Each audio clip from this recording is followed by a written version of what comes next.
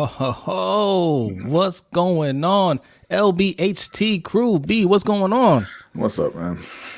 Doing all right, man. Doing all right. We are here. It is Wednesday. Happy Wednesday. Hope your week is going well. And if it's not, I hope it starts to get better. Oh man, Attitude Pop is here early. What's going on, Attitude Pop? What's up, Attitude? All right. So we're going to give people a minute to get in here. So if you are a patron, if you signed up to patreon.com, I did something earlier. You might have gotten a notification for it. I'm trying something different. I'm trying it out. So what we're doing is if you click on that link, patreon.com, that will take you to our VIP room. So it's a live stream. You're seeing the same show. And once the show is done, you can stay right there in that link. And hopefully, if everything goes well, it will transition right into the overtime show. So you don't have to wait for me to send out another link or anything like that. Stay in the link that you are if you're on Patreon. If you go to patreon.com/LBHT show, click on that link that I just put out. It should say VIP/overtime show. All right, click, go to that link, watch the show in there. When the show ends, don't leave. You'll see the credits and everything. Well, credits. You'll see the end screen. There might be a pause for about 30 seconds, and then we'll come right back on air. So that's something new that we're trying out. We're trying to give our patrons the best experience possible. And Derek Weatherly is in the house. He says, yo. What's up, Derek? Noah Driscoll. Noah, how's it going? Right. I see Garnett West in the chat there. Garnett West, okay. Appreciate y'all joining the live stream. So, all right, man, look, you see the title, right? We put out 2 videos this week, and some of you appreciated it, some of you not so much. And we're going to give you guys a chance to debate us and change our mind. Ron TV, what's going on? Thank you for joining the live stream. What's up, Ron? Ferris in the chat. You didn't miss anything, Ferris. I was just saying, if you want, you can go to Patreon and just click that link in Patreon. That will take you to the same show, the same stream. Except the only difference is once the main show is done, you can stay in that link, and you can go right into the overtime show. You don't have to wait for me to send out another link. All right. You got Jazzy JJ in the room. What's up? Jazzy JJ. Okay. All right. Ziko Kage. Okay. All right. Y'all funneling in here. So, all right. We're going to be talking about that. We're going to be talking a little bit of Canelo Alvarez versus Billy Joe Saunders for the unification bout. And also, maybe, if there's time, a little bit of Triller versus everyone. Ooh, yeah. Okay, all right. So, you know how we start the show, okay? We got Black History Fact, and B's going to give you an awesome Black History Fact. Go ahead, B. Again, just a real quick one. We had last week for the draft that George Taliaferro, shout out to Andrew Sequeira, who let us know that was, in fact, Lorenzo Taliaferro's grandfather. Yep. No, not his grandfather, his uncle, I believe. Okay. So he was the first black player drafted into the NFL after the ban on black players for about 12 or 13 years. So this week I thought I would just kind of supplement that Black History fact with a fact about Kenny Washington, who was a running back / quarterback / defensive back at UCLA, who was actually the first black player to play in the modern NFL. He was the first black player to sign with the team after the ban ended. He was like I said, he played defensive back, he played running back, he played a little bit of quarterback. He led the nation in all offensive yards while he was at UCLA. He also played baseball. He was a teammate of Jackie Robinson. And then, once the ban was lifted, I believe he came in 1949. He was the first player to sign in the NFL. He was 28 years old by that point. They said he had already undergone 5 knee surgeries, and I can't even imagine how brutal that was pre-1950. But so he only got to actually play in the NFL for 3 years, but he was one of the leading rushers in the NFL during his career. It's just that it got cut short due to the ban. But Kenny Washington, the first black player to play in the modern NFL. All right, and that is your Black History Fact. We got some more people in here. Terrence J, what's going on? What up, LBHT? Yes, sir. Ferris on here with some F1 news here, okay? We'll say that for the overtime show. Okay, well, we're not sorry, turning. We're Ferris. not. We're not turning off our fans first thing Listen, at the top of the hour. Davon Johnson said, "B with the Nino Brown get up." I see you, bro. Okay, that's right. And he says hashtag LBHT crew. All yes, right, sir. so let's get to some Ravens news first. Ravens news. Okay, you guys already know by now that the Ravens signed Alejandro Villanueva. Right. You know, it was something that was expected. What's going on, Godson? Appreciate you coming through. What's up, man?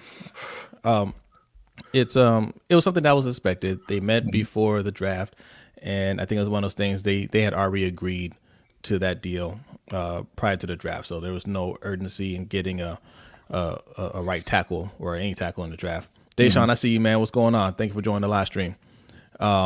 So it's whatever, right? Like I'm not gonna say I hate the move. I don't feel confident him being the starter necessarily, you know.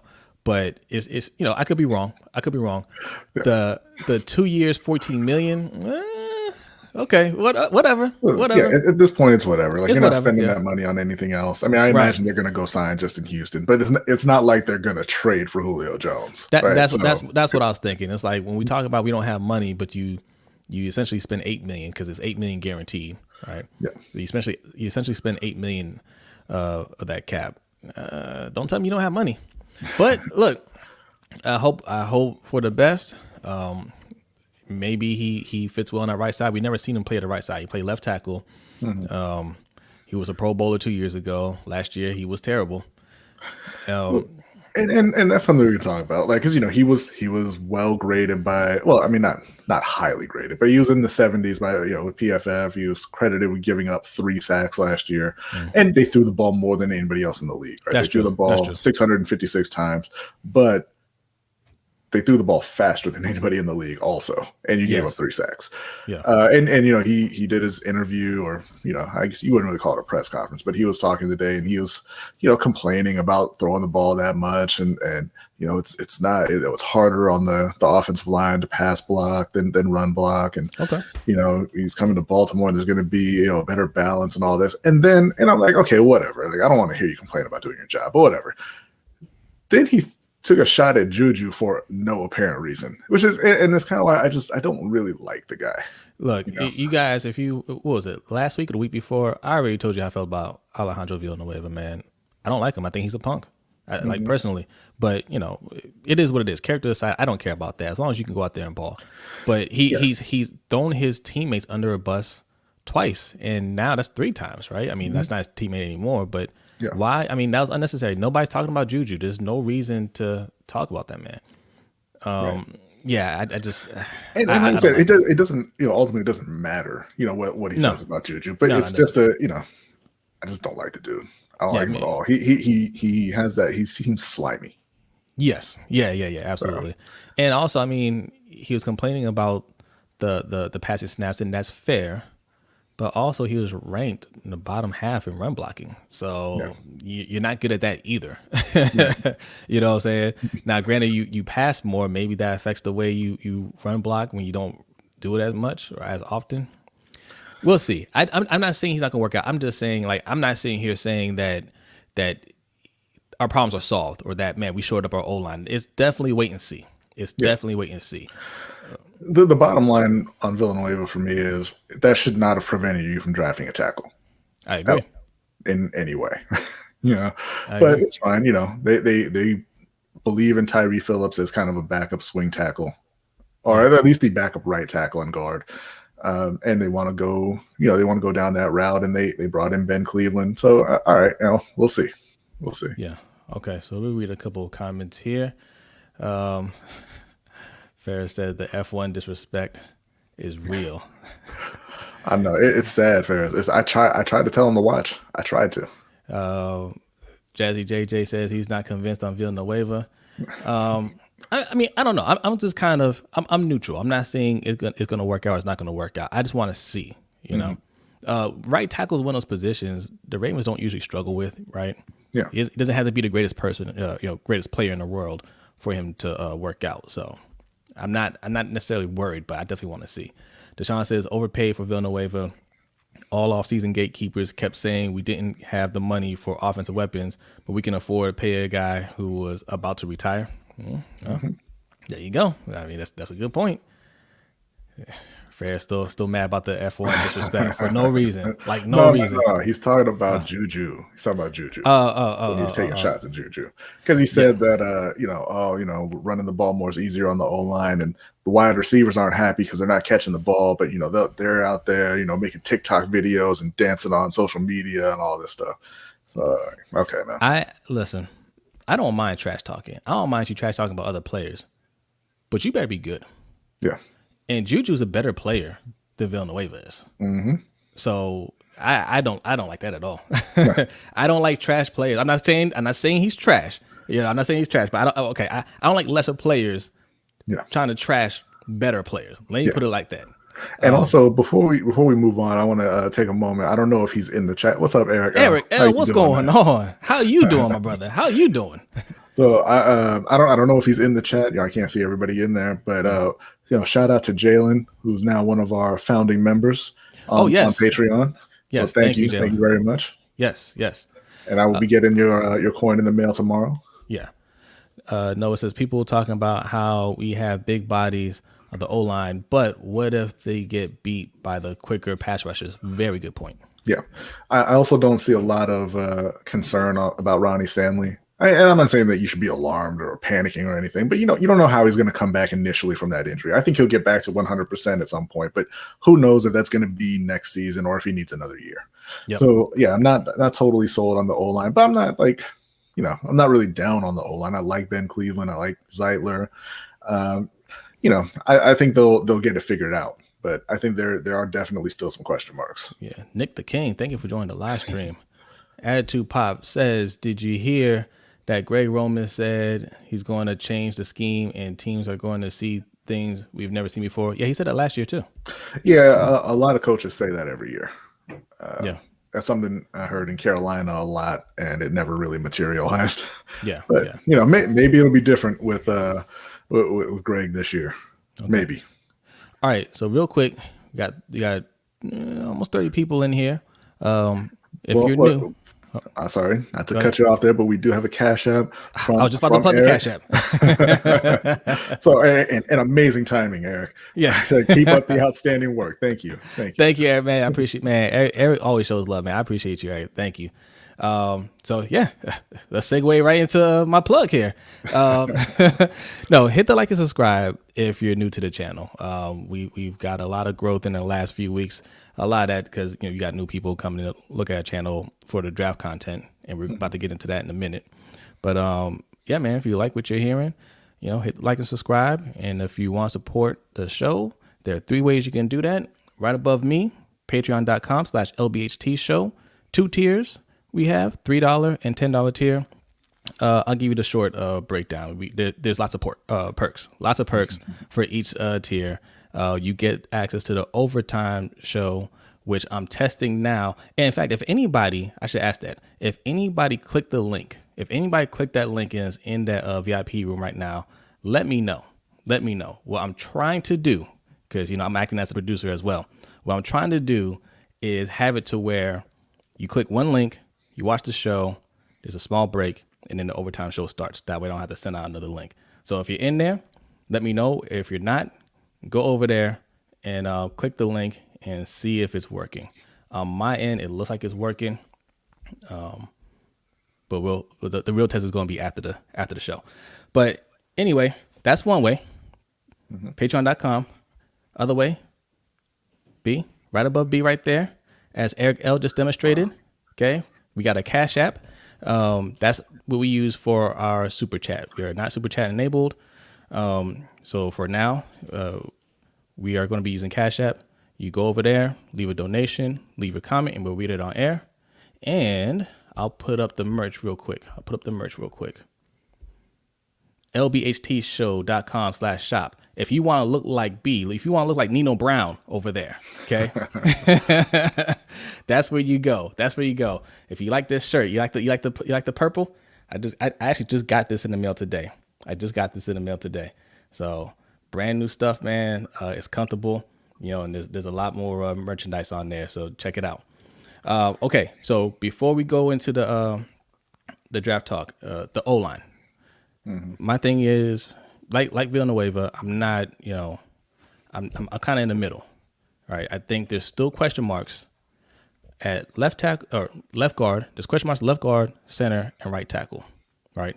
We both like Ben Cleveland, so I feel a little bit more confident about it, but he's not a proven player yet. He's a rookie. He hasn't played a single snap yet.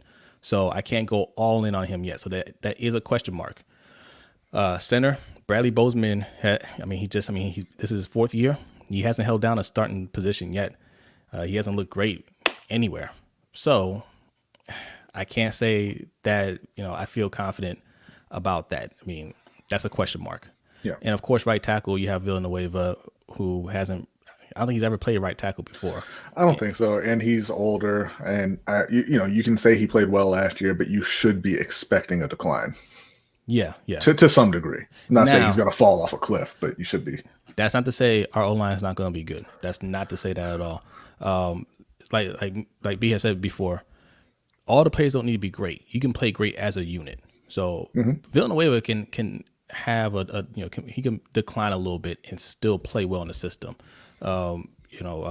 Bozeman doesn't have to be great as long as he can. Particularly if Zeitler and Cleveland both play well. Garnett, don't be the new attitude pop, man. We see you. We see you.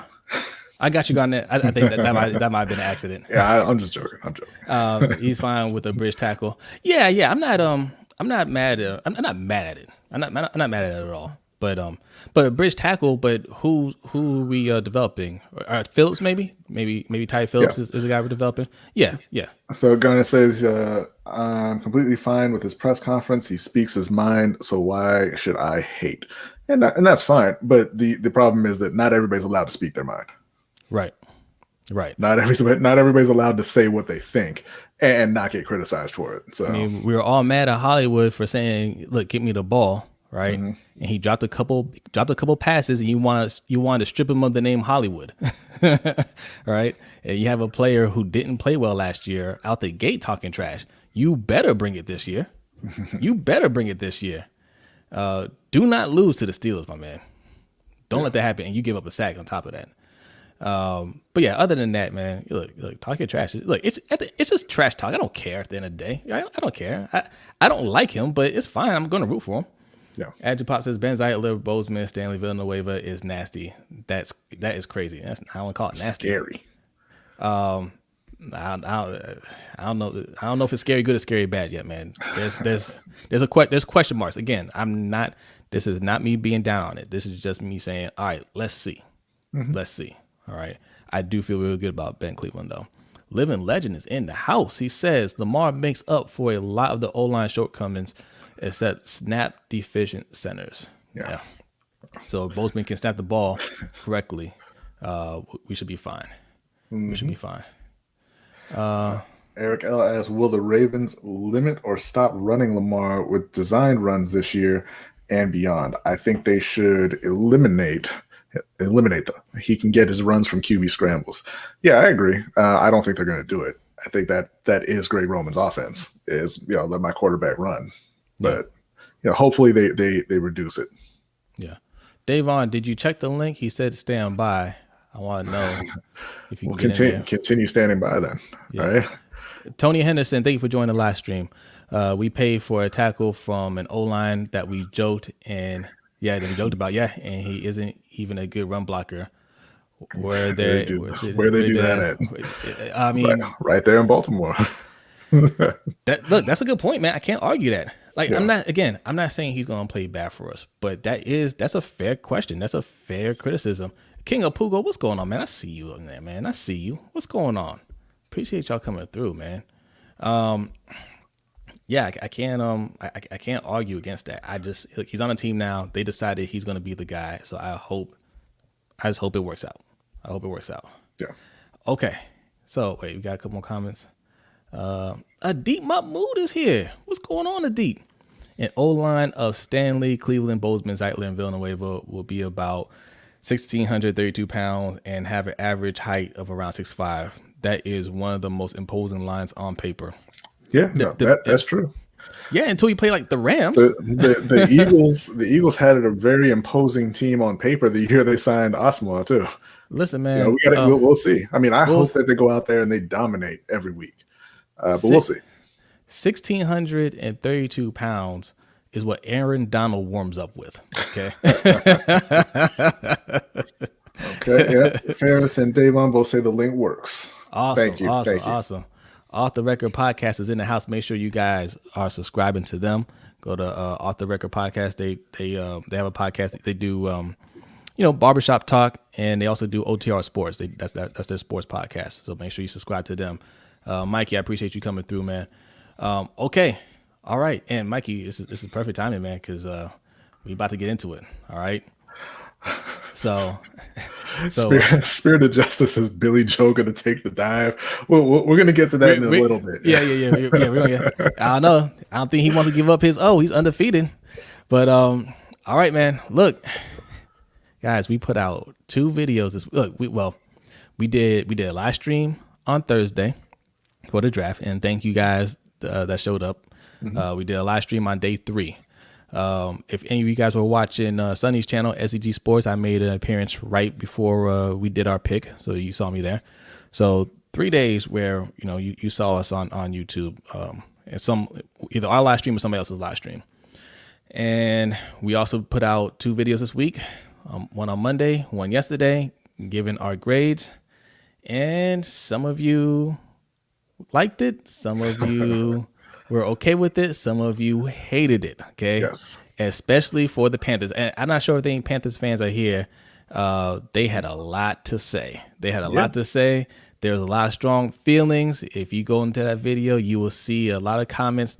Panthers fans were not happy. So if any Panthers fans are here, Z the Beast, what's up, man? What's up, guys? Hope all is well. Our draft was mediocre, but I do believe that our wide receiver core seems average now, but we haven't seen it in action. True. Our rushing game is going to decline. It just is. Okay, we'll get to that in a second. But now we're going to give you guys your opportunity. Go ahead and give us your grades. How you want to do it? You want to go? Well, let's go round by round. We'll name the player, and we'll recap what we said about them, and then I want you guys to tell us how you graded that pick. We'll go pick by pick because our grades were C's, right? A C for the Ravens, a C for the Panthers. C-. Yeah, you gave it a C-. Yes, I gave it a C. And people didn't like that. So let's start with the obvious. Odafe, Jason, Owe. Okay. Let's get that out the way now because we already gave Rashad Bateman an A+. That's an A+ right there. No, not an A+, an A. It wasn't an A+ because they didn't do what was necessary to trade up and get Devontae Smith, like we did in our look. I gave them the blueprint. You guys were here for the mock draft. You saw the mock draft. What's going on, Tanja? Thank you for joining the live stream. You saw the mock draft. I gave them the blueprint to move up and get Devontae Smith. Mm-hmm. So Bateman's an A. That's out the way. That's an A. Man, I think Godson's plus key got stuck. Oh, hold on. Mr. Rose says C-. Thank you for joining the live stream, Mr. C. Rose. Godson, are you saying Odafe Owe is an A++++? Now, I mean, look, people told us, hey, watch his tape. Don't just look at the sacks, you have to look at the sacks. You have to. I mean, that's why we want edge rushers here, right? To get sacks because we had 2 good players in Judon and Ngakoue that we let go because they didn't get enough sacks, especially Judon. Judon did everything well, right? Not elite, but well. He can get after the quarterback. He got pressures. He got QB hits. He could drop back in coverage. He was a good run stopper. He did it all. The reason why we didn't want to pay him is because he didn't get enough sacks. So sacks absolutely matter. And a good evening to you as well, Mr. J. What's going on? Mr. J the 6 is here. Everybody's showing up. Okay, so all right, I'm gonna read some of these grades. So Z the Beast says D. Davon says D for Owe. We're just talking about Owe right now. Odafe Owe. All All right. Gostin says A plus plus plus plus. Mr. Rose says C minus. Add to Pop says B minus. Tony Henderson says C minus. Living Legend says C. Eric L says D. All right, man. Deshaun says Owe is a C plus, objectively. Okay. Noah says, I'm going to say a B with the Owe pick because of where we drafted him when Jenkins was right there for the taking. Yep. Okay. Yeah. B. Terrence J says B plus. All right. Now, look, I gave it an F, but after listening to Coach, I'm modifying it a little bit. Coach Evans from Sip to Tally Films, like he has similar grades as us, but he wasn't as harsh with the grading. I'm not gonna say F. All right, it's a D. It's a D for sure, and that's just because, yeah, there's potential there, but that's all it is right now. You can't say he had a great college career. He did not have a great college career. He didn't. I'm not even sure if it was average. All right. Initially I looked at the one tape, Ohio State. He looked awful in that game, and we went back and looked at a couple more games.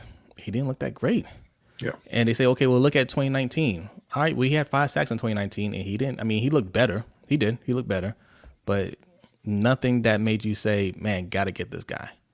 So you got a guy who is, at best, an average player with great athletic attributes.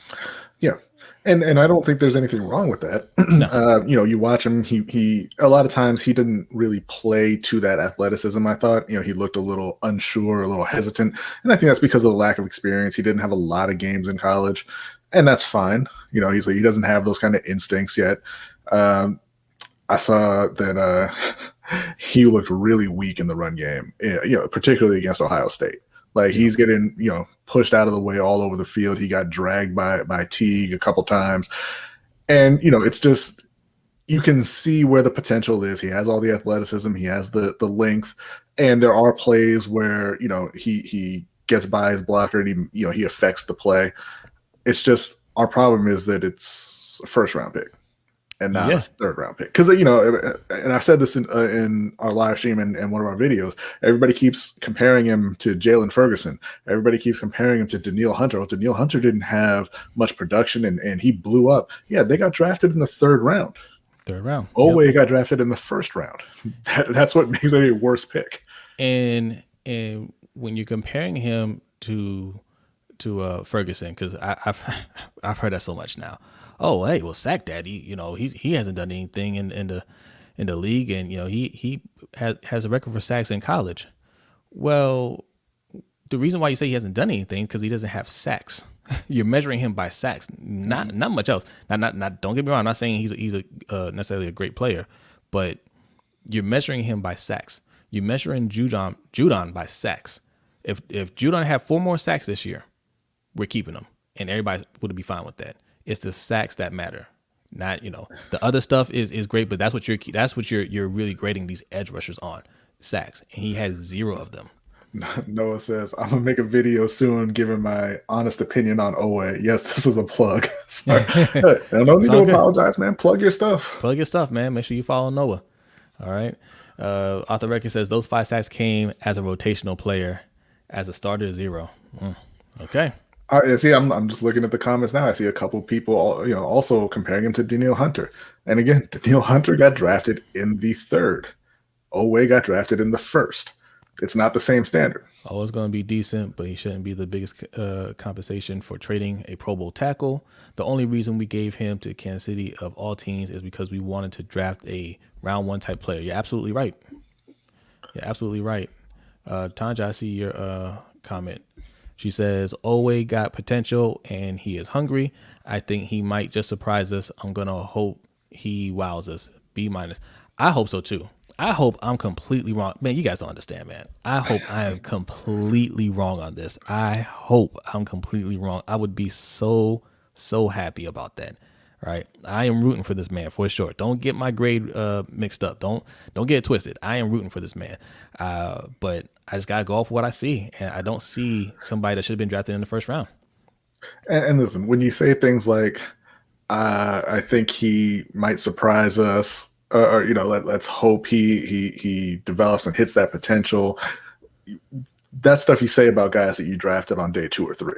Yeah. And on day 1, you're supposed to be finding players who obviously anybody can be a bust, right? But you're supposed to be finding guys that you believe will step in day 1 and be big time contributors for you.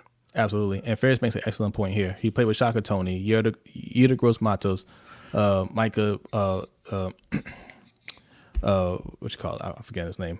But so he had help with that deep Penn State line. So yeah, what's funny? By himself. It's not it's not even relevant to the conversation necessarily. But we watched the Ohio State, Michigan, a couple other games like Maryland, Idaho. But then before we went on, I went back and I watched a video put out by I believe it was Big Ten Network, and it was the top 20 plays for Owe, and like 12 of them were just extraordinarily routine tackles on run plays. Like they weren't even stops. Like he just made the tackle. One of them was a play where he hit the quarterback while he was on the way down because Micah Parsons had already sacked him. Yeah. Zeta Beast, he said, just turn on the Ohio State game. He's dominant in the run, but nowhere to be found versus better competition. I didn't see him dominant. He wasn't dominant against the run in Ohio State, man. I saw him get bullied on one of those plays. I had to go back and on look. Like multiple plays, he got bullied. There was one I was just like, that's not him, right? That's somebody else. Garnett West, I'm gonna read this a little off topic right now, but do you guys know what blows my mind? Twitter Ravens fans swear that Bozeman is a short thing at center, but ignored that he was drafted as a center and never snapped the ball for us. Yeah. That's what concerns me. That's what concerns me about the O-line. Like, not saying that he can't be good, right? The Ravens seem pretty sure he can be the guy. But this is his 4th year in the league, man. And he hasn't established himself anywhere. I'd have felt, even if he didn't take a snap at center, if he was just holding down the left guard or right guard position this whole time, and they say, yo, we're going to slide him over to center. Okay, he knows what he's doing out there. Yeah. But he's been a rotational player. Click One is in the house. What's going on? Thank you for joining the live stream. Yeah, so and bringing it back to Owen, like, it is what it is at this point, right? He's drafted, and he does have that athleticism. He does have that length, and you have seen flashes of him, from him as a pass rusher. So yeah, I mean, I'm gonna watch him and hope he develops into that really good pass rush guy that they're hoping for. Yeah. Now we got to mention the Panthers pick too. I'm not sure any Panthers fans are in here, but when we do the replay, okay, yeah. So yeah, so let's talk about it. B, you want to talk about it? JC Horn. JC, look. The answer to your question is no. See, this is one of those things. It's a kind of a thing of mine. Like, language matters. Like, the words you choose matter. No, I don't want to talk about it. See, had you said, would you be willing to talk about it? Yeah, okay, I'll talk about it. I don't want to. But the Panthers took JC Horn at 8 when Justin Fields was available and Rashawn Slater was available. And no disrespect to JC Horn, I think he's a good prospect. I think he'll be a good player. It was a terrible pick. Yeah, it was a terrible, terrible, terrible pick. You don't pass on a potential franchise quarterback because you have Sam Darnold. And Sam Darnold could come in and turn things around. It could have all been just Adam Gase in New York. Yeah. Let's say that's true. It was all that, and he's a great player. Yeah. You don't know that now. He's been bad for 3 straight years, and that's all you've seen of him. Yeah, I can't. Yeah. He has no good tape in the league, man. And you can't. I mean, you can plan to build your franchise around a player like that. You should have just kept Teddy Bridgewater. Yeah, Bridgewater was a better player than him last year. And when you take a guy like JC Horn, you're taking a piece of the secondary and passing on the most important player in the sport. Like, and like, it's not even close. Yeah. Like, there is no one who affects the game anywhere near as much as the quarterback. As I'm talking about as one player. Yeah. But okay, so you traded 3 picks for Sam Darnold. You think he is going to turn it around, and you want to commit to him. Yeah. Fine. Then you have to draft the left tackle. You have to protect him. Right. You're setting him up for failure by just passing on him and taking JC Horn at that point. Yeah. So, I mean, I didn't really give individual grades, but I'm going to give that one a D. Yeah, I'll give it a D plus because like I said, I think that JC Horn is a good player, but it was just the wrong pick. Yeah, I agree, man. Like I would any other time I'd give it like a C or a B because I think Jason Horton's gonna be really good. I think he's gonna be really good. 'Cause if But they had a quarterback, and even if they were just decent on the O line, even if they even if were decent on the O line, I would have given that an A. even if they would just kept Teddy Bridgewater, all right? Mm-hmm. Because Bridgewater, I feel like if you put a good enough team around him, you can win it. And I can't say that about Sam Darnold right now, right? Like Sam Darnold hasn't shown you anything at all, really. Oh, Caleb is in the house. Oh, Caleb says Horn gets an A. We know Caleb because you don't like Justin Fields. What's going on, Caleb? I saw you in the Bad Batch. You were having a bad time, man. Hey, Caleb, man, I saw Dallas Cowboys cut like 80% of their defense today. How you feel about that? I want to read this comment real quick. Where is it? I gotta find it. Somebody asked, who was it? Oh, Jazzy JJ. He asked, do you think they move all the way to linebacker? If you're talking about middle linebacker, that pick is going to turn into an F minus. It's gonna go for It's gonna go to. It's going to turn to an F minus. We just drafted Queen and Malik Harrison. Yes. And we just brought back LJ Ford. If he gets converted to middle linebacker, that is an F minus. Okay, Attitude Pop is doing the thing that a lot of people are doing when they're trying to convince themselves about Sam Darnold, which is talking about Ryan Tannehill. Let's read it. Let me read this real quick, bro. You saw Tannehill when he left and went to the Titans. Now he all of a sudden plays like a top QB. So it is Adam Gase players look like it was under him, and he leaves for a player that goes to play better. Now look, Adam Gase is terrible. He's one of the worst coaches I've ever seen. And yes, he seems like a terrible human being in general. But Tannehill didn't play this bad under Adam Gase. Yeah, Tannehill was not a bust in Miami.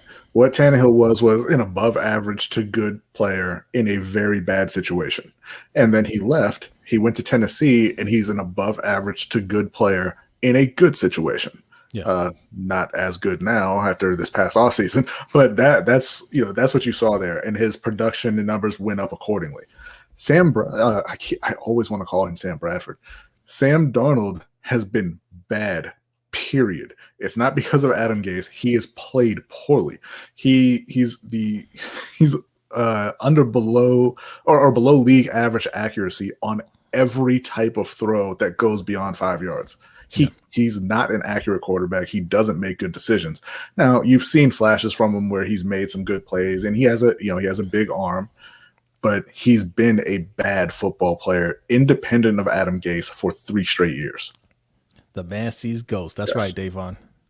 Well, not even ghosts. 3 straight years. Gase wasn't even his quarterback for all 3, or a coach for all 3 years. Yeah, and it's funny because the reason why you think he has a chance, he has potential, was because of his rookie year when Todd Bowles was coaching him. All right, and I'm sure the Jets organization thought, okay, he's going to trend up, and now Adam Gase can come in and take credit for developing his career, and it looks like he tanked it. And the other reason that people say, he can turn around is because Joe Brady, the quarterback whisperer who fixed Joe Burrow, right? Mm-hmm. And that was kind of some of the logic in bringing in Teddy Bridgewater. That was his guy. And they did not improve Teddy Bridgewater at all. They couldn't even handle it. They were sniping back and forth before the end of the season, and they were desperate to get him out. Yeah. B+ player, F pick. I agree. Z the Beast. Yeah. I agree. King of Puga wants to know: are the Ravens running spread offense this year? No, they're gonna run the same offense that they always have. They're not changing anything. They're not changing. They might pass it a little bit more, but it's pretty much the same offense that they're gonna be doing. Living legend had his uncle is a quarterback whisperer. Living legend has a lot of uncles, and they do a lot of things. They are all exceptional. Jazzy JJ says, crazy how people kept saying Lamar is not accurate, but through 3 years has the best completion percentage out of all QBs he was drafted with. That is true. Mm-hmm. That is true. All right. We won't go, we're not going to go every single pick, but we'll pick out some of the main guys. Right. The next pick the Ravens had. Well, you guys had second round pick. Let's talk about Terrace Marshall. Terrace Marshall out of LSU, another Joe Brady guy. They traded down a couple times to pick Terrace Marshall, and it's funny because it came out after the draft that even some people in Carolina were upset, like in the organization, were upset that they traded down so much because they saw so many offensive linemen go off the board. But they ended up with Terrace Marshall, who, if you've watched the show, pre-draft I was not very high on him. But I don't hate that pick. He's a guy who a lot of people thought was going to go in the first round. He ended up going, pretty late in the second. So, it's kind of whatever. Like I would rather that they took Devontae Smith, but Terrace Marshall, that's a solid, I would say B minus, somewhere in there. All right, add to Pop. Look, man, you already know what I'm going to tell you. Stop posting the same message multiple times, man. A+, I see you. Davon says A for Terrace Marshall Jr. King of Pugo says B+. Yeah, Ferris. He fell because of his knee. Yeah. Now we'll see if that plays out. If his knee, fails him, then that's going to be an even worse pick. But I'm going to give him. Obviously, I hope that doesn't happen. I hope that didn't happen no matter where he went. I don't want to see somebody's career get cut short because of injuries. Yeah. So we'll just say that his knee is fine for now. Yeah. With the assumption that his knee is fine, I'm going to say that's a B+. I'll give it a B+. I think you got a really good player in the second round. And even though right now, you have two really good wide receivers, like you said, one of them at least is not coming back, right? Probably Robbie Anderson. Mr. J to 6, he had a comment about Sam Darnold. He said, I say, let our coaches do their thing with Sam, and I hope he changes your opinion throughout the season. We hope so too. Here's the thing, man. They can do their thing with Sam even if Justin is there. Just because you draft Justin Fields, it doesn't mean that he's automatically going to be the starter. And it doesn't mean that Sam can't improve. We've seen multiple quarterbacks get drafted in the first round and not win the starting job, and be kept on the bench by the incumbent. You've already picked up Bradford again, Darnold's fifth-year option.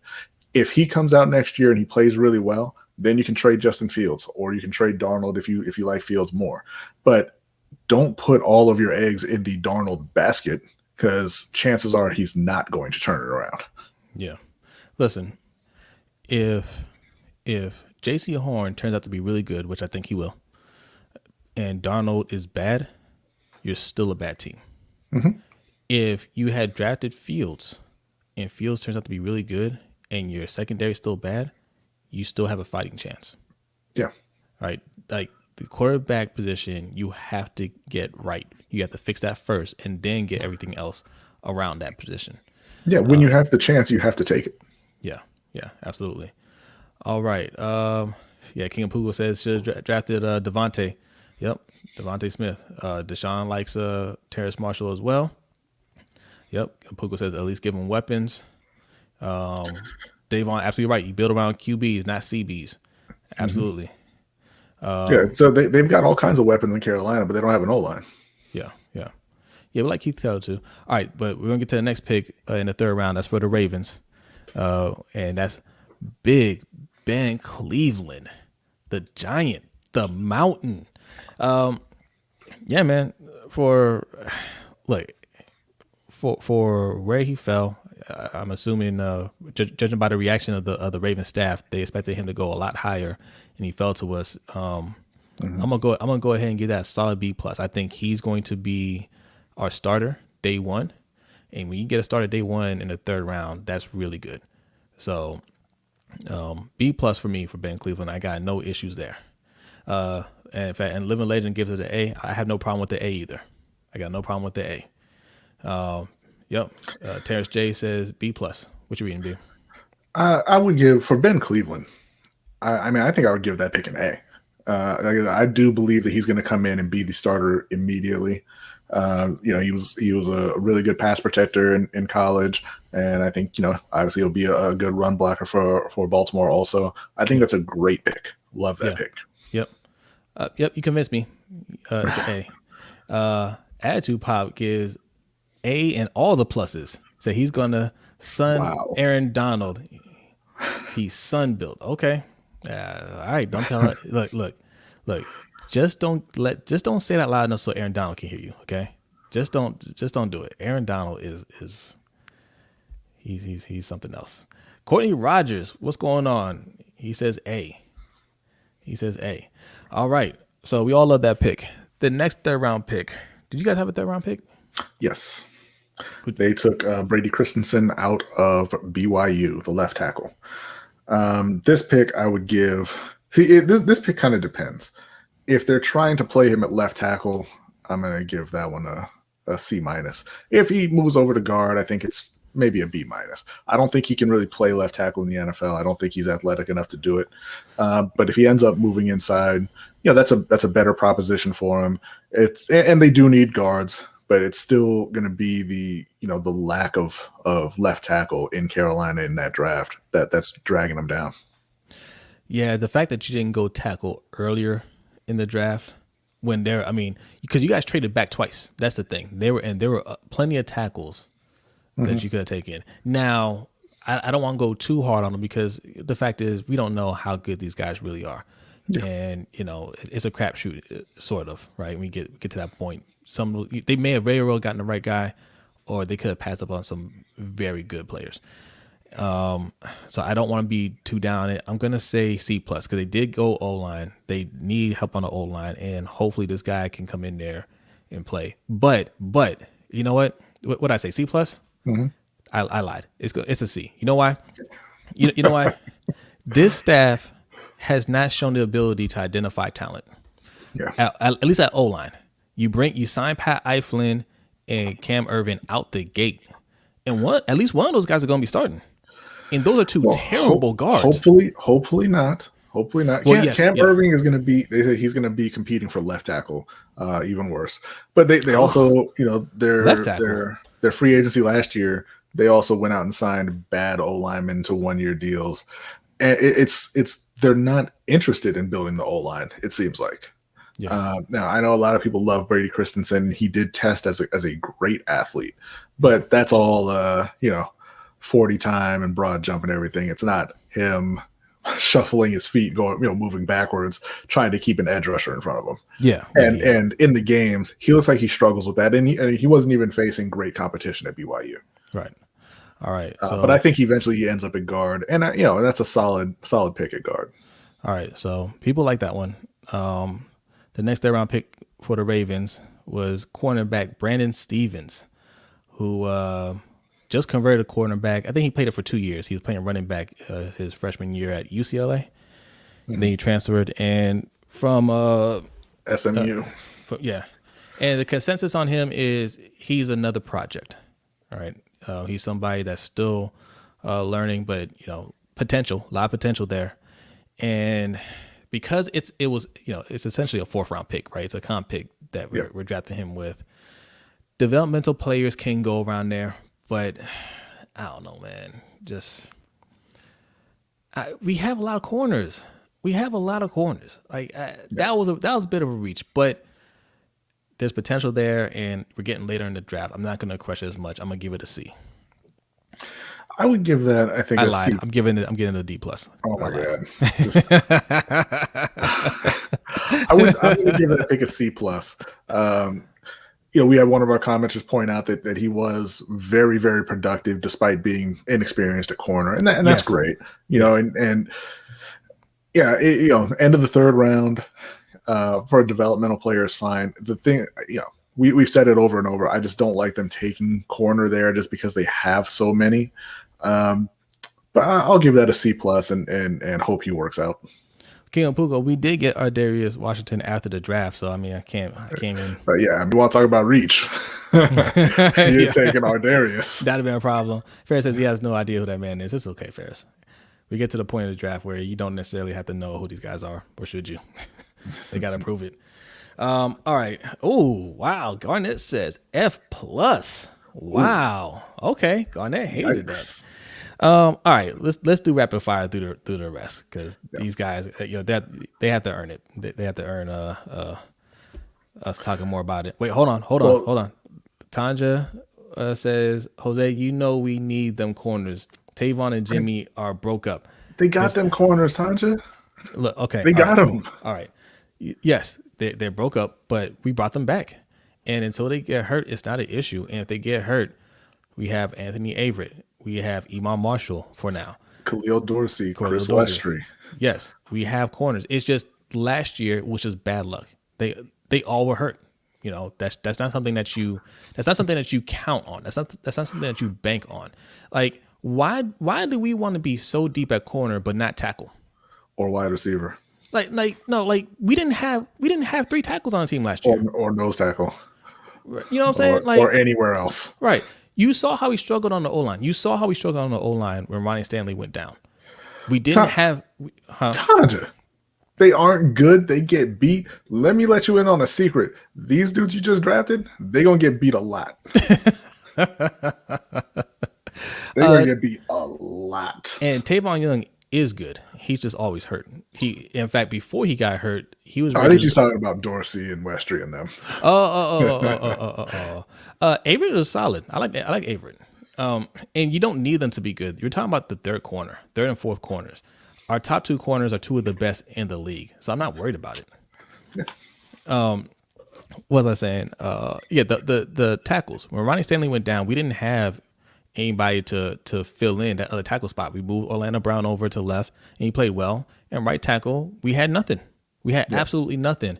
And you didn't see us go out there and overdo it on tackles or O-line in general. Like, we just got guys. Right? Don't do that for the secondary, man. You don't. They're still doing that now.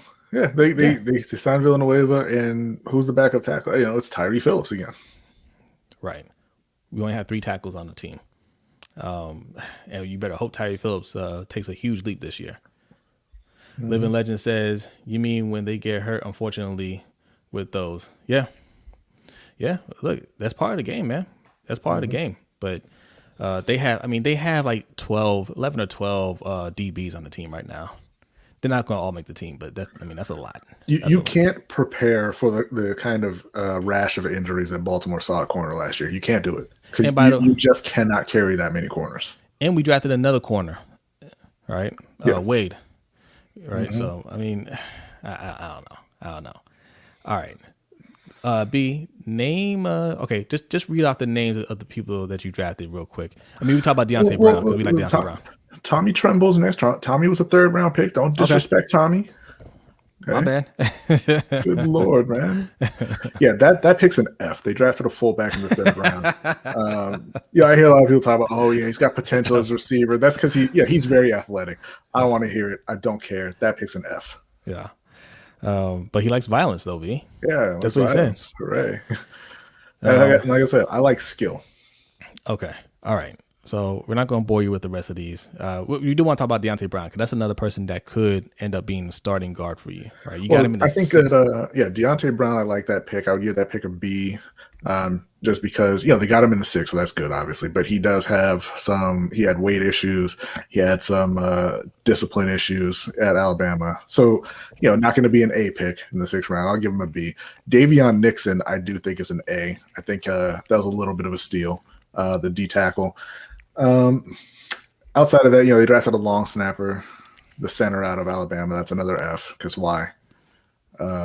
Keith Taylor, I don't know a whole lot about Keith Taylor, so I'm going to kind of abstain from that one a little bit. But, it is what it is. They all laughing at you giving trouble. No, man. Listen. It's not funny. All right? Hey. Terrence J says, great tackles are harder to find than DBs. Yeah. Well, we didn't get any great DBs. We draft. Right. Like, great tackles, you're not going to find great tackles, but you're not going to find great DBs either.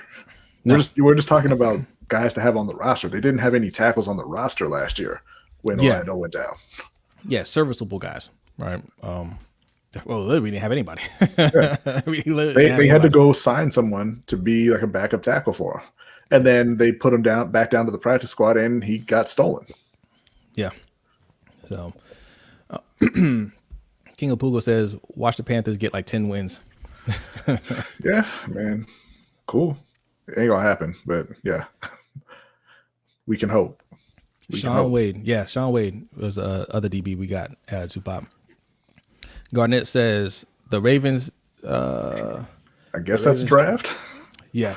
It was pretty weird. He meant draft. Yeah. The Ravens draft was pretty weird. We went with need, which is good, and then we went with personal preference in the later rounds. There was no need to go after Wallace, in my opinion. Yeah, there was. They definitely need. I mean, not specifically Tylan Wallace, but they needed to go after another receiver because Miles Boykin, Devin Duvernay are other guys who are on the roster, and James Prochet. You have to push those guys off the roster. I give Tylan Wallace a B+. Yeah, I agree with that. I would give him. Yeah, I think a B+ is fine. I give it a B+. If we're not going to go and get a proven wide receiver, if we're not going to get AB, if we're not going to trade for Julio Jones, which I still want them to do, if we're not going to do that, then yeah, man, you better spend a lot of capital in that draft getting some wide receivers that hopefully can work out. Because we're not good at drafting wide receivers, we're not good at developing wide receivers, but the only way we can get better or get lucky is if you keep bringing more in, and hopefully we hit on them. Which one you reading? Derek Weatherly says Tepper did what I expected. He didn't make the team bad enough for a top 5 pick and is not ready to start this rebuild. And that is exactly, that's exactly what's been going on in Carolina. It seems like they don't have a plan, and it's part of why I really hated the J.C. Horn pick, because a guy who should have gone 2nd overall in Justin Fields fell to you at 8. Yeah. Now, the team isn't so bad that they're going to be picking in the top 3 next year. And so you're even if Sam Darnold doesn't play well, like, you're not really going to be in position to get that quarterback next season in the draft unless you want to trade a bunch of picks and move up. Yeah. So yeah. I didn't like it at all. I agree. Deshaun says Wallace might end up being the 2nd best pick in this draft behind Bateman. Might be 3rd. I think Ben Cleveland's going to be pretty good, but I hope so. King of Pugo says Tylan B+. To be honest, didn't know about him. His tape is crazy. Yeah, I mean, look, if any of y'all are giving Odafe Owe C+ or higher, then how can you not love everybody else's tape? Everybody else got more production than him. Add to pop. You giving everybody an A+, by the way. Add to pop. I mean, I'm curious to see what your overall grade is. I ain't gonna lie. Boykin is gone. Prochet is gonna win. Yeah, he's gonna win. He's gonna win in life. I think he's gonna be a winner in life, man. I think he's gonna already happening. Yeah, I think he's gonna go on to have much success. In another team or whatever else he does. But he's not gonna be a Baltimore Raven. I can tell you that. I would be shocked if they cut Miles Boykin and kept James Prochet. I could see both of them getting cut. I could see a scenario where that happened, but I would be shocked if it was just Boykin that was gone. All right. I think Prochet's on the practice squad next year. All right, we're gonna make this fun for y'all. This is gonna be fun. We're gonna do a giveaway. If this happens. All right, everybody listening. Right, we're gonna give away some sweet merch. You can pick something from the store. All right. If Prochet makes the team and Miles Boykin gets cut, you get some free LBHT merch. All right. Everybody was like, giveaway, and then you're like, merch. Like, oh. Yeah. Yeah, I think some people left the chat too. I'm sorry.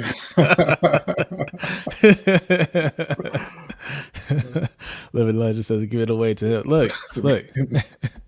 We're good. Listen, we will give you merch. All you have to do is give us your credit card info, man. We're not giving everybody merch. Let me make that clear. We'll pick somebody. I'll tell you what. If this happens, you have to tweet at us to remind us, because I'm not going to remember this. Tweet at us and remind us, and we'll pick winners out of the people that tweet it. It could be a tweet, DM, on wherever we're at LBHT Show, Twitter, Instagram, Facebook, any one of those 3. Hit us up on there. I had a few people saying James Prochet hands are like DeAndre Hopkins. He catches everything. King of Pugo saying Prochet will make it over Boykin. Boykin will get exposed once the coaches see him. It's the same coaches, man. Yo, Keith Williams and T. Martin do not decide who makes this roster, man. Like, Sterling said, I didn't leave. I heard giveaway. Don't worry, Sterling. It's not going to happen. But so here's the deal I'm making with you guys, man. If if James Prochet makes the team and Miles Boykin gets cut, we're gonna do a giveaway, okay, for some merch. All right. So just remind us. You have to, if it happens, you have to hit us up on either Facebook, Instagram, or Twitter at LBHT Show. So make sure you're following. And DM us, tweet at us, whatever. And that counts as your entry, and then we'll do a giveaway like that. But I feel confident that is not going to happen. Garnett says Boykin over Prochet. Garnett 3-target Prochet is a fan favorite. That's right. Jazzy JJ, I'm not seeing what's so special about Prochet. Dude was as slow as Snead. He has no explosiveness, no burst, no wiggle. I'm not seeing it. All of that is correct. And what's special about him is Attitude Pop is partially correct. He does have great hands. He just can't get into a position where he shows that because he can't get open and he can't get on the field. And I have to stress this, he had great hands in college. Comparing him to DeAndre Hopkins, that's disrespectful. Okay. Mm-hmm. You're talking about a man who has one catch in his NFL career. Just one. You don't know how he's going to be in the NFL.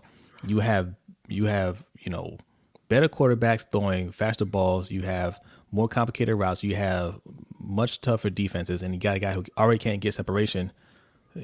His hands may not be glue. Deshaun says, "Oh, that's Davon." Right along with Missouri Garnett. Well, I missed Garnett's. Garnett says, "Dude is not it." He said Prochet, 3-target Prochet is a fan favorite. Okay. Yeah, along with McSorley. Yeah. Yeah. And we've got a cash app here from Sterling. Thank you very much. He said, "When is Greg Roman getting cut?" That is the question of the year, I think. Thank you, Sterling. I appreciate it. And you know what? Hold on. Let me read Deshaun's post here, and then I'll answer that. Guys, can we all admit Boykin and Prochet both stink, and we'll be gone with them? I'm actually banking on Wallace jumping Duvernay on a depth chart. That's going to be an interesting battle. That is going to be an interesting battle right there. I don't think Boykin is going anywhere. I think Prochet is definitely gone. But to answer Sterling's question, it depends on how we start the first half of the season, right? If we're doing well, I think he's safe. He's going to stay, right? Nobody likes changing anything when you're winning. Nobody. So if we're doing well, he's just going to stay. Depending on how we finish the season will determine if he stays, if he comes back next year. All of them, really. If we start out poorly, then he'll be gone. He'll be gone by like mid-season. So that answers that. But I don't think we're going to – I'm not saying I don't think so. I'm not sure if we're going to win the Super Bowl. Depending on how we go out in the playoffs, that would determine whether or not he stays and Harbaugh. Tanja says T and Keith are going to have a lot of influence in the decisions made. It is absolutely essential that their ideas be heard because Harbaugh and Greg do not know how to evolve. Yes, you're right. All that's true, except the part where they're going to have a lot of input. Harbaugh is going to do what Harbaugh wants to do. And, how much input did David Culley have, right, when he was there? He left and said, there was a lot of stuff that we could have done to kind of unleash Lamar a little bit. Yeah. I assume he said that while he was there. Yeah. Right. Like in the actual meetings with him, but they want to run the team a certain way. Kingbird 50 says, Kingbird 56, thank you for joining the live stream. I see your comment. I see your comment. I'm not going to put it up there. I'm not going to go that far, Kingbird. I'll just say, there has definitely been there's been some dog whistles. I'll say that from some of the teammates. Garnett West says Duvernay is way more explosive than I know this is a typo, but I'm gonna read it anyway. Tile and Wallace. You guys are falling into the trap of Big 12 football, in my opinion. That's where Duvernay came from. Don't get fooled by watching the highlights. Listen, I think that he might be more explosive than Wallace. Yeah. But Wallace is a much better wide receiver than Devin Duvernay. Duvernay, he's not he was, or at least coming in, he wasn't a great route runner. He didn't have great hands. Like he was the kind of guy who would just it had to be right on him for him to make that catch, and then he would do all of his damage afterwards. Yes. Like, he's not a guy who is going out there and getting open at will and kind of bailing you out. You need to scheme the ball into his hands and get him in open space, and really get him into straight ahead areas, like where he doesn't have to make too many guys miss. Like, he's strong, he's a violent runner and all that. He's not hard, he's not easy to bring down. Yeah. But he's just not a guy who is, I think you can just put out on the field and say, go make something happen. Yeah. Man, I really am rooting for Duvernay though, man, because Duvernay showed that he's trying to make something happen with the ball. And I think, look, I mean, I've never heard this guy in an interview. I'm just going off of his play. I feel like he's going to put in that work this offseason and work on those things. And if he can correct some of those things, learn how to locate the ball. If he can work on some of those things and improve in those areas, man, that's going to be a very interesting matchup with him and Tylan Wallace in training camp. So I'm excited about that. King of Pugo says, you think EDC will just let them ignore the new coaches? No way these picks need to hit. I don't think EDC is going to say word one about what the wide receiver coach and pass game coordinator, what say they have in the coaches' rooms. He's not going to get involved in that. No, he's the GM. But I'll say this: so what you're suggesting is these are EDC guys, right? Like, hey, I'm trying to put some of my guys in here to kind of influence the offense, and that could be true. That could be true because I haven't heard the connection that these guys had to Harbaugh. So you might be right about that. But if that's the case, he's still not going to get involved. He's just going to let Harbaugh fail, and then he'll just get rid of Harbaugh. Right. He's not in danger of being fired. No. So if they go in there and they say, listen, mind your business, Eric. This is my staff. This is my offense. This is my roster that we're running it the way we run it. Yeah. Right. And EDC will say, fine. And then, when they fail again, they'll get fired and he'll hire somebody he wants to work with. Yep. This is similar to what happened in Carolina when Mike McShula was there. He was the offensive coordinator for years, and everybody was screaming for Carolina to fire Mike Shula. And Dave Gettleman came out and he talked about it. He's like, yeah, I was going to fire Mike Shula.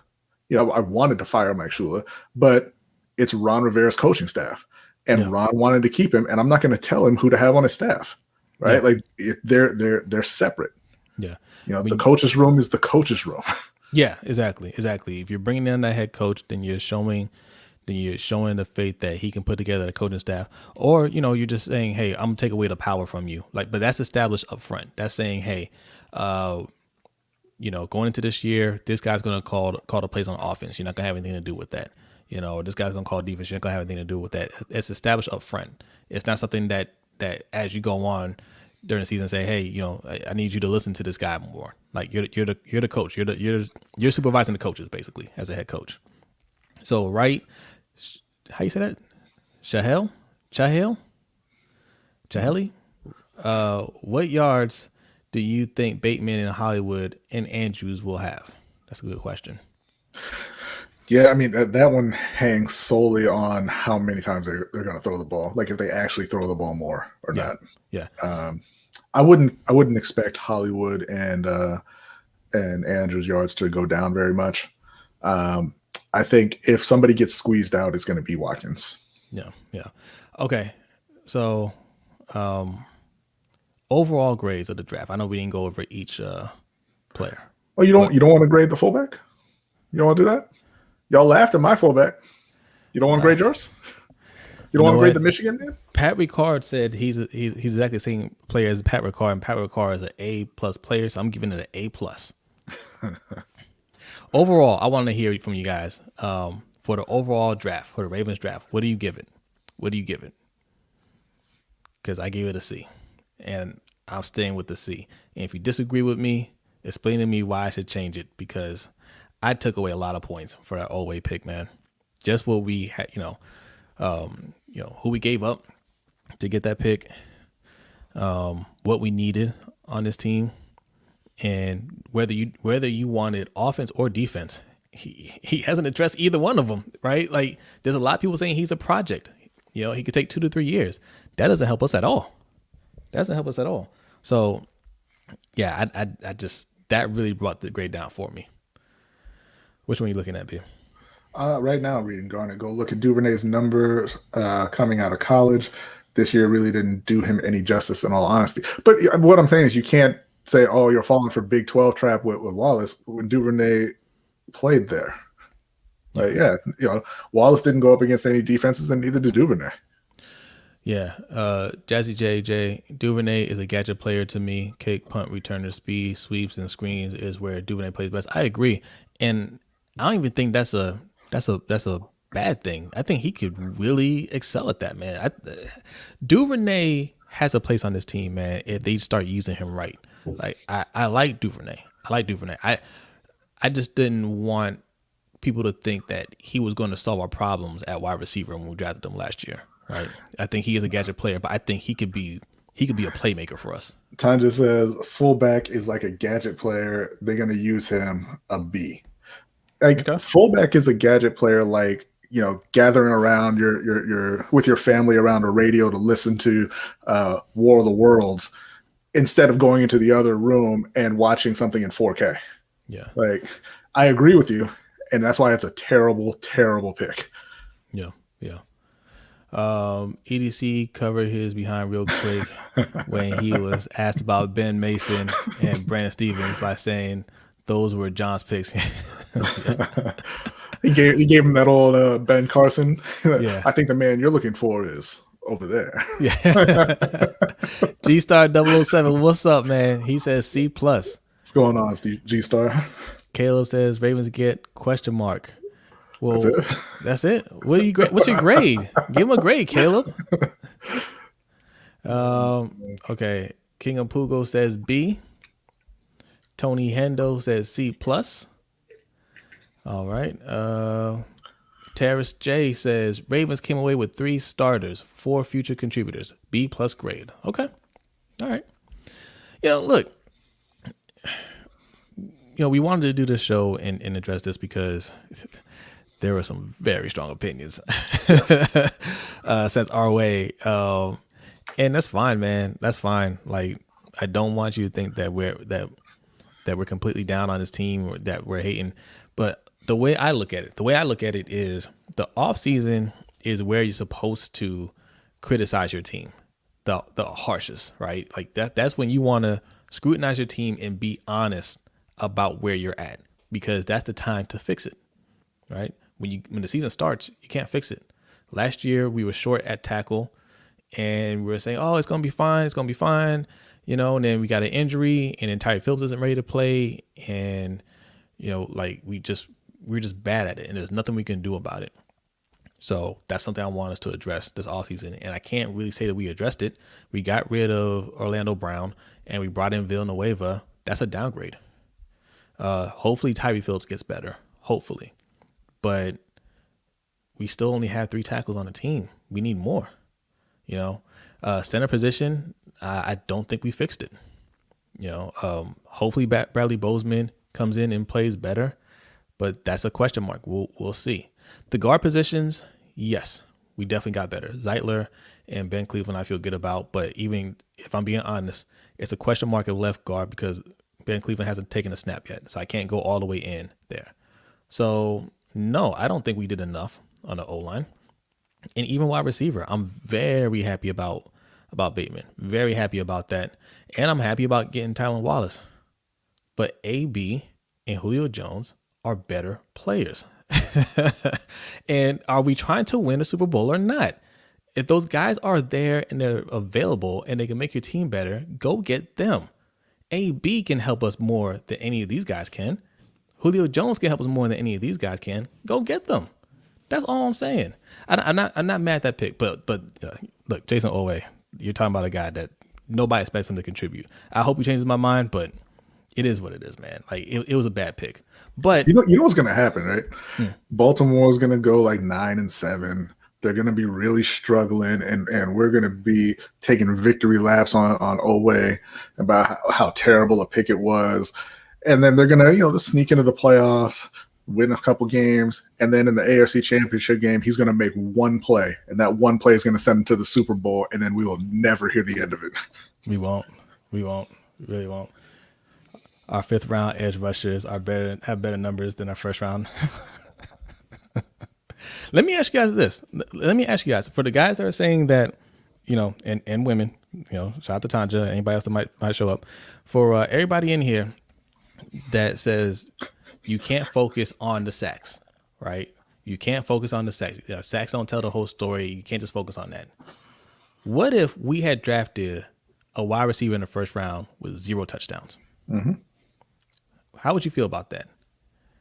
A guy that has Calvin Johnson type athleticism, right? And his numbers last year in school were 360 yards and 0 touchdowns. Yeah, right. Like, how would you what would you say about that? Yeah. You wouldn't be too happy about that. And if I try to sit here and say, look, man, touchdowns don't tell the whole story, you would say, no, touchdowns are everything. Yes. They are everything. Garnett West is going to fight you to the end on Duvernay B. He says Duvernay put a big number against one of the best defenses that year against LSU. Yep, he did. I'll believe he led the nation in catches without drops or something like that. I love this debate. Yeah, and Tylan Wallace had a drop rate of, it was 1.1%, something like that. Yeah, I mean, look, they're the same guy, except Tylan Wallace is a better route runner. Yeah, that's he is. I watched the tape. He is, especially on those shorter routes, man. He knows how to get separation. Keenan Ricketts, Miami got better. Browns got better. Chargers got better. Patriots getting better. Ravens need to get the best out of every player. Yes, if we struggle like we did last year, we not seeing the playoffs. Cold hard facts from Keenan Ricketts. Can't argue that. Living Legend says, speak it into existence, Brodney. Deshaun says, Brodney, no Lamar-led team will go 9-7. Okay. I'm just saying. Tanja says Ravens go 9-7. Oh no, that's not going to happen. That's not going to happen. Do you see what they're doing right now?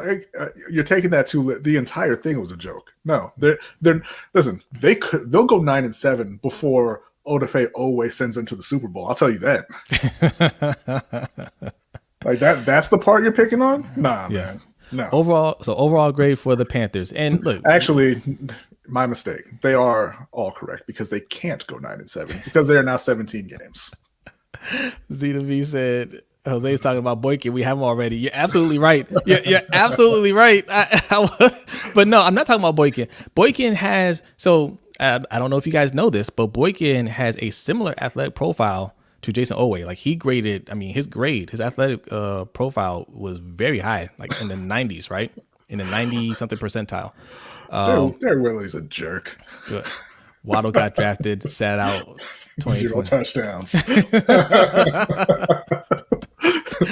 That's a good point. I have to take it all back. That Owe pick is an A+. Yeah. But no, Boykin is a great athlete. He's a great athlete. Yeah.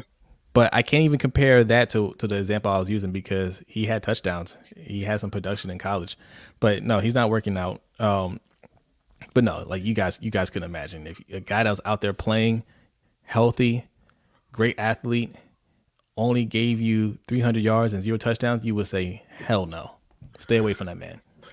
What it comes down to is like everybody gets enamored with the athleticism and coaches included. And they say, you hear it thrown around a lot. Oh, you can't teach that size and you can't teach that speed. And you know what?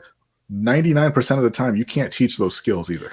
So I was going. You brought up speed. I was going to ask everybody, what is the one eye-popping thing that that stands out to you for Owe? What's the one thing that makes you think, man, we might have something there? It's the 40 time, right? Be honest. You saw the 4.340. You said, man, we might, we if we can just hone his skills in, right, and cultivate that and develop him, he could be great. It's the 40 time. What if he ran a 4.740? How would you feel about it? We forgot to move on to topic 2, and it is like 8:20. I know, man. I already knew this was going to happen. That's why I only scheduled for 2 topics tonight. I already knew it was going to be this way. I already knew it. Okay. Let's talk about it real quick. I mean, we'll be quick about this. Canelo Alvarez versus Billy Joe Saunders. All right. Canelo Alvarez wins by KO. All right. KO. I'm predicting a knockout. Be what you looking at. Hold on. Let me go back over here. Which one? I was looking at Tanja saying, "Me too, Davon. They'll always get better. A lot of new players. It takes time. Listen, that's a great attitude to have. You don't always get better. Yeah. Okay? Garnett says his length is what stood out to him. Okay. What if he ran a 4.740 and just had average length? Like what if he didn't have, I mean, he's not short, or he doesn't have baby arms. He just average length, good enough, and he just ran a 4.7. I wasn't gonna say it because I saw somebody say it earlier. But Garnett, his floor is Jadeveon Clowney, his ceiling Julius Peppers. Yes, I said Julius Peppers. Okay, first I'll address that first. No, he's not. Julius Peppers had 12 sacks in 12 games in his rookie year, 6 pass breakups, an interception, 5 forced fumbles. He was a dominant player from day one. He is not Julius Peppers. Stop that. Look, and his floor is not Jadeveon Clowney. His floor is he never plays in the NFL. Like, that's not how the floor and ceiling work. That's why I don't like doing that game, because the floor is he's awful. I hope he turns into a great player. He will never be Julius Peppers. I said I hope he becomes that. I'm telling you, he will never be Julius Peppers. I hope he becomes, it doesn't have to be, one or the other. Like, be as good as Judon, right? Yeah. Be as good as Zadarius Smith. He will never be Peppers. Ever be Julius Peppers. He said, facts, Peppers is a stretch like Armstrong. He said, living legend. He said, facts, Peppers is a stretch like Armstrong. Yeah. I can't go that far, man. I cannot go that far. No way. Julius Peppers, only player with 100 sacks and 10 interceptions. Get it straight. That's true. Julius Peppers is a better player than Suggs, and Owe will never be Suggs. Ceiling? Yeah, no, I understand what ceiling is, and I'm telling you, he is not Julius Peppers. That's what I'm saying. Like, you don't compare him to a dude who was dominant from day one. When you're saying, oh well, it's going to take him a while to develop. That's not the same. It's not the same. Not everybody's ceiling is the same, basically, right? Not everybody has the same ceiling. Like, do you think who we draft? I mean, do you think Ben Cleveland's going to be? Well, that's a bad example, because if I say you think it's going to be Marshall Yana, everybody say yes. Do you think do you think that our tight end / fullback that we drafted is going to be Gronk? Is that his ceiling? No. No, you don't. Like, when you talk about those kind of players, you can't just be like, oh well, if he's good at some point in his career, then it's Julius Peppers. No, man. No. Look, and add to Pop, man, I keep telling you, man, don't keep posting the same message, man. I see you, all right? I'm not worried about the Browns, bro. I'm not worried about the Browns. Like, they're a good team. I think, we'll do enough to get past them, okay? Derek Wesley says Peppers dropped into zone coverage and people lost their minds because he was doing the damn thing. Absolutely.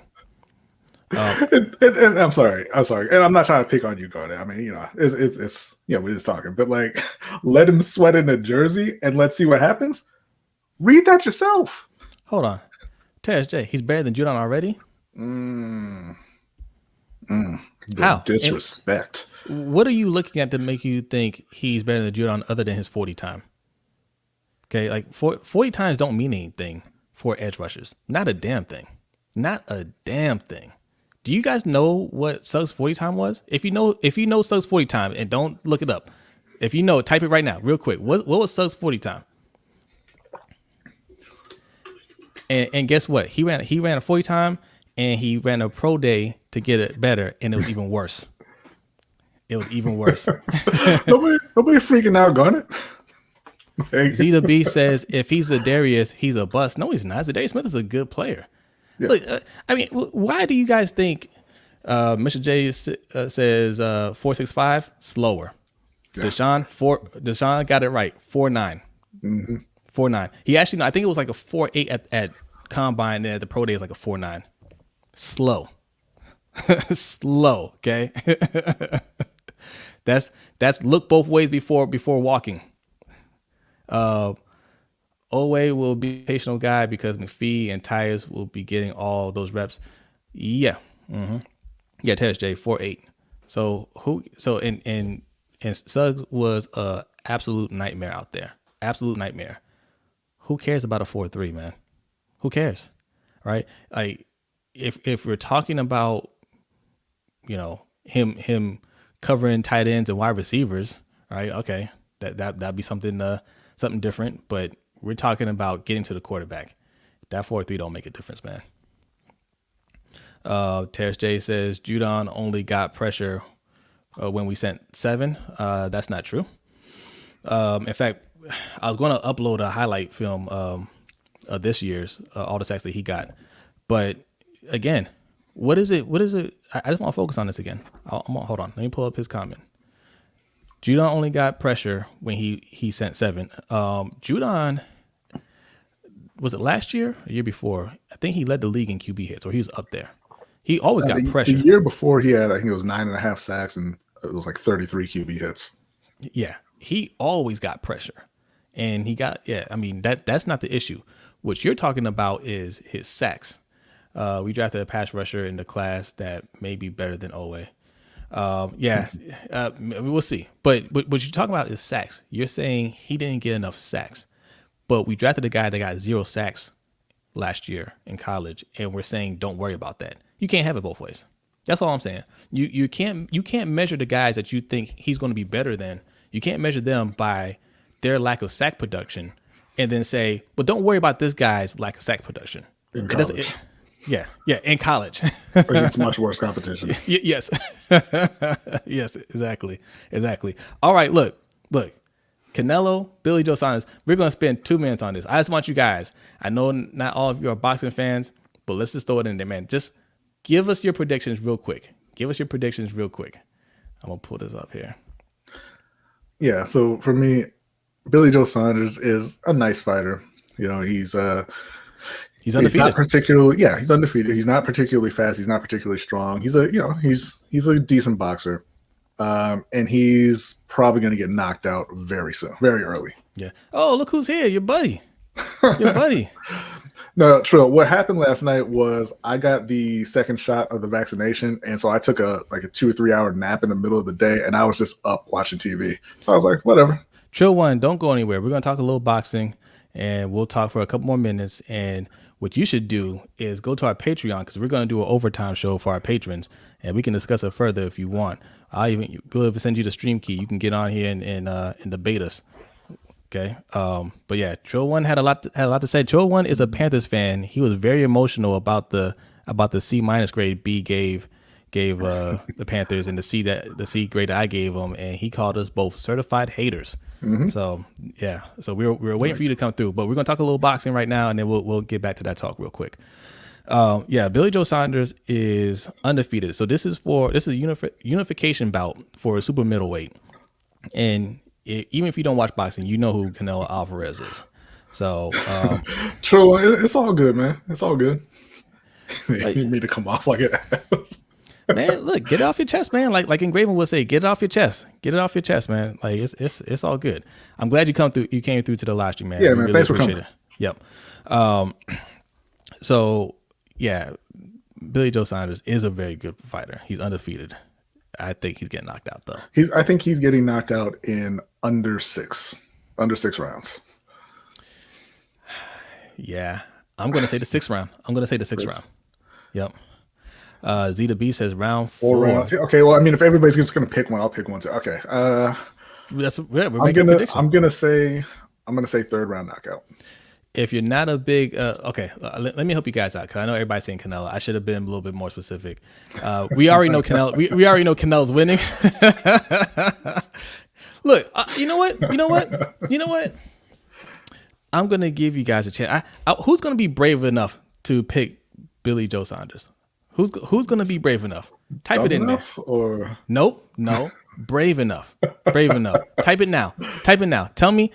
I want somebody to pick Billy Joe Saunders. Just do it. Type in Billy Joe Saunders if you're brave enough to predict Billy Joe Saunders. But yeah, I think 6th round KO. Because he's very good.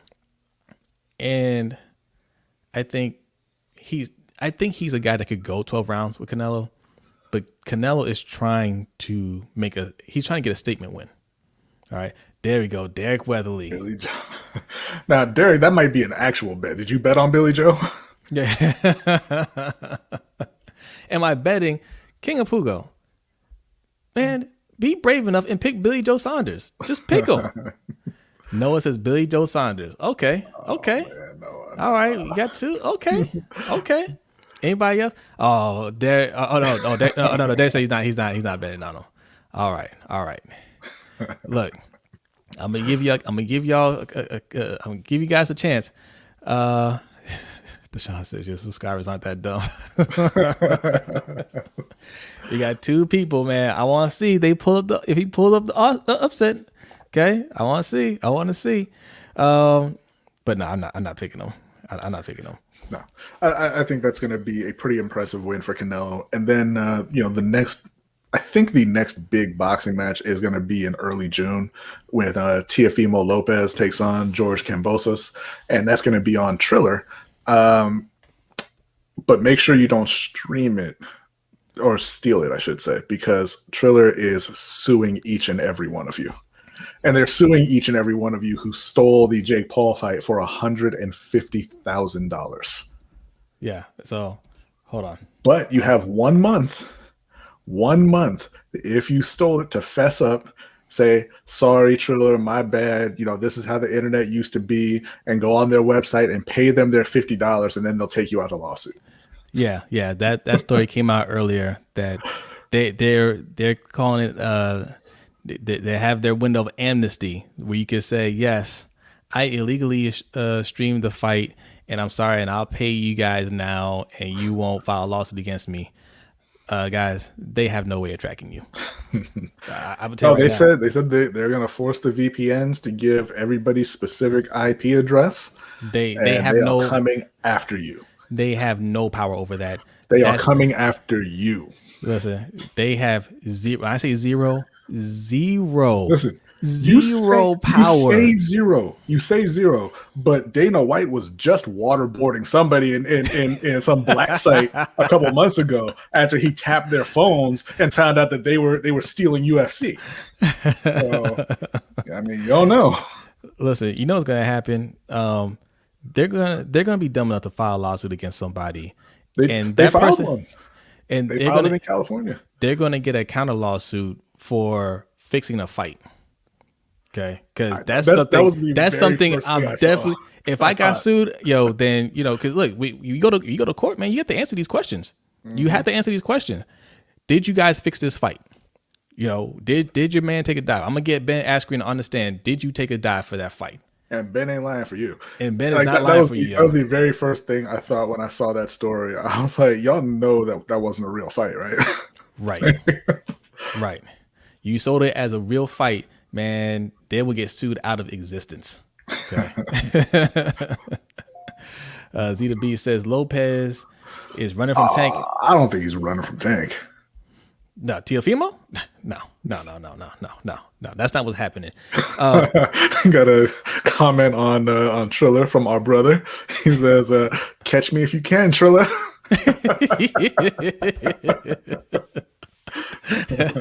Thank you, man. Appreciate it, man. And real quick, I'll do another plug before we get out of here. We'll talk some more Panthers real quick. Yes, he would. There, the Barry Bonds trainer would definitely lie.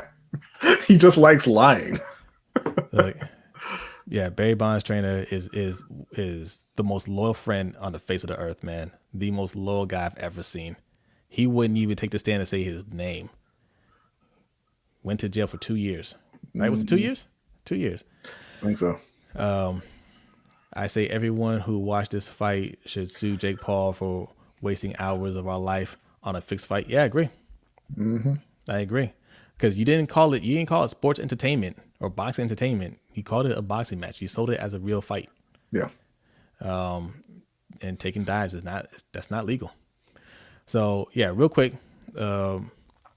If you're new here, we got 27 people in here, man. Thank you for hanging out with us. Yeah, we're definitely going longer than we should. This is an hour-long show. We usually do about 10, 15 minutes of bonus time, which we're well into that. But you guys are passionate about this, so we want to talk about it. So that's fine, man. But if you're new, hit that like and subscribe button. We're getting a lot of new viewers, new subscribers. So I hope we're providing you a good experience. And if you like what you see and you want to support the show, there are 3 ways you can do that. Right above me, you got patreon.com/LBHT show. We have a $3 tier and $10 tier. Both tiers will get you access to our overtime show, which is going to happen in a few minutes. Right? You come on over there, hang out with us. We talk about anything and everything, man. Whatever's going to make us laugh for, an hour or so. And yes, it's lots of fun. The $3 tier will get you entry into our Pick'ems League that we're going to be doing this NFL season. And the winner of that's going to get a trophy. Did we decide yet? Trophy and maybe a free shirt or something like that. Yeah. And then for the $10 tier, you can do both the Pick'em League and our Fantasy Football League. And the winner of that will be getting a championship belt. I can't speak tonight. Will be a championship belt. And also for a limited time, and they are going because we got another patron signed up to it. At the $10 tier, you get one of our founders coins. Okay, this nice shiny thing right here. Okay, and where they're gone, and we'll be giving something else out at the $10 tier after those are gone. So that's one way you can support. And right above B, you have our Cash App $LBHT show. Okay, we don't do super chats. So if you're looking for a super chat button, you just want to have like a highlighted comment, or if you just want to support the show, just go to $LBHT show and leave a comment and leave a donation and leave a comment, and we'll read it on air. And finally, it's getting warm outside. You're looking for some summer clothes. Okay, you're looking for something to wear. You want something stylish, like this nice LBHT shirt that I got in the mail today. Or if you want to look like Nino Brown, like B over there, okay, go right to our store. That's on our site, lbhtshow.com/shop. And by the way, if you just want to go to lbhtshow.com and look around, we got some articles and podcasts and things of that nature. By the way, I need to drop a new podcast on there pretty soon. So yeah, I guess you probably weren't in the chat earlier, Jay. We want to say thank you for signing up. And I mentioned the coin is going to be getting in the mail tomorrow. Yep. Jay's getting that new coin. That's right. Yep. Living Legend says, dope podcast. Appreciate it, man. Appreciate you. Thank you. Yeah. Our PSA did nothing. They still call it a podcast. It's all right, though. Listen, we actually do a podcast. It's Lunch Break Hot Take on Apple and Spotify and all that. Go check it out. Leave a rating, a 5-star rating. Don't leave less than a 5-star rating. Well, okay? We're going to be coming after you like Triller. There's becoming some layover. I've been using, clips from the show or, some of our videos as a podcast because people kind of recognize our YouTube channel as a podcast now. So we still do some different things on the podcast here and there, but there's sometimes you'll hear our live stream, parts of our live stream as a podcast. Listen, man, don't downplay right after I plugged it. All right, no, that's disrespectful. Is what that is. Just letting them know. Undermining me. Add 2 pops to this. Duvernay is our Miko Harmon. Andrews are Kelsey Hollywood. Our Tyreek Hill and rest are Secret Weapons. I mean, those first 3 guys that you mentioned are keeping it pretty secret too. And that's fine, but they're all downgrades over those guys. Yeah. Like they're not those guys. That's our version of it, but they're downgrades. All right. Our man Trill One, are you still here? Trill One, man. Have we calmed you down? Have we converted you to our side? Because because you were convinced, he was convinced that Sam Darnold was the answer. Correct me if I'm wrong, Trill One. You're convinced that Sam Darnold was the answer. Panthers did not need a quarterback. They, cornerback was their biggest need. If I remember that correctly. Yeah, he said he was a little emotional. I'll put it up here. Yeah, he said I was a little emotional before I even watched the video. That just added to it. That's the lowest grade I've seen. It's all right, man. Listen, that's just how we view the draft right now. Yep. We hope that all those guys really work out. Obviously. I just think that you don't put everything on Sam Darnold. Yep. You just don't. You just don't do it because the team's not bad enough I don't think the team's not bad enough that they're going to be in position to draft a quarterback, at the top of the draft next year. Right. So if Sam doesn't play well, then you're going to have to trade up to get that guy. And I'm like, my thing is quarterback is the most important position by far. And if you have a chance to get a guy with that kind of, like I hate saying potential, but with that kind of potential, a guy who you think can be the franchise guy, then just go ahead and take him. Yeah. Yep. I agree. Kingbird 56 wants to know, can the Ravens... I know, true. He didn't say that Sam was the answer. He said give him a chance.